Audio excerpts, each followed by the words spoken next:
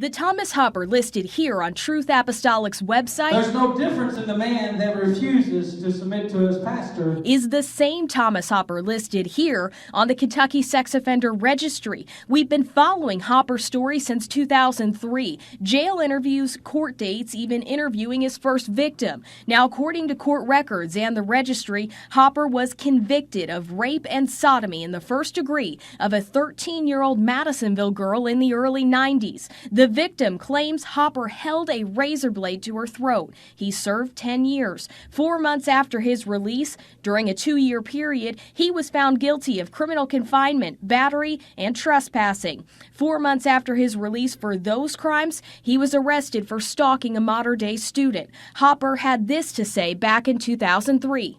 If you were looking at yourself on paper, what would you think? Oh my God. What's wrong with this guy?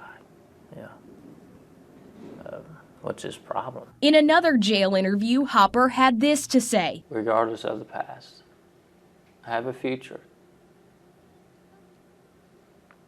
And I know that this is what I'm supposed to be doing. Hopper and his wife are now a part of the care ministry at Truth Apostolic Church in Madisonville. In their words, they are leading a team of volunteers to compel others to come to the church. Hopper is also in charge of nursing home ministry and bus ministry, making sure anyone who needs a ride to church has one. Anger,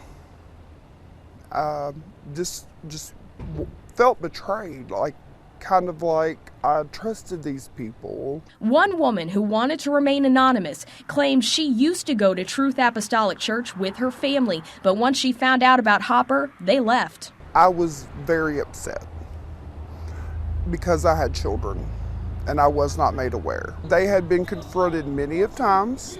They had even received death threats when he first was released, and people had found out that he went there. And all they could tell me is that God had changed him. We went to the church looking for answers. No one was there and the doors were locked, so we called the phone number listed and spoke with the pastor, Michael Orton. He wouldn't agree to an on-camera interview, but he did agree to a phone interview. Yep, that's what he done, most certainly. But he was mad and angry. Both of them was on drugs. That's still in his past. It ain't like that we don't know nothing about this. Like I said, the media and people are ignorant when they want to turn around and dramatize to hurt somebody. Pastor Orton told me Hopper has been saved by the Lord. You have kids in your church, and he's a convicted sex offender who's on the record. How long, ma'am, how long ago was that?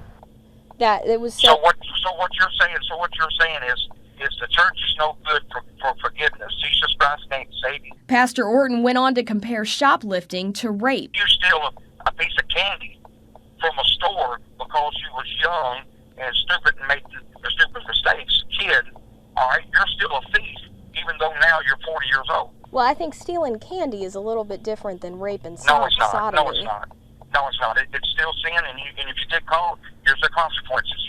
You will pay. Pastor Orton had this to say when we asked about Hopper's rape and sodomy conviction. This is a situation, if that girl chooses, it takes two to tango, okay? So if that girl chooses to sleep with him, she's just as guilty as he is. Pastor Orton said Hopper is not a part of the youth department because he says the church has policies in place to protect the children. I'm not protecting kids. I'm protecting his name just like right now because of media and people that get out and run their mouth. Pastor Orton said he trusts Hopper around anyone and that he's a hard worker. I trust him around anybody, but we know how far to go because of people.